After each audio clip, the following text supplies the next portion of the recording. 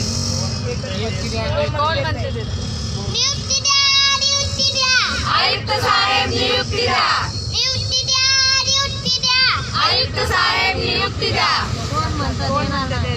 दोन म्हणता देत नाही. घेतल्याशिवाय राहत नाही. दोन म्हणता देत नाही. घेतल्याशिवाय राहत नाही.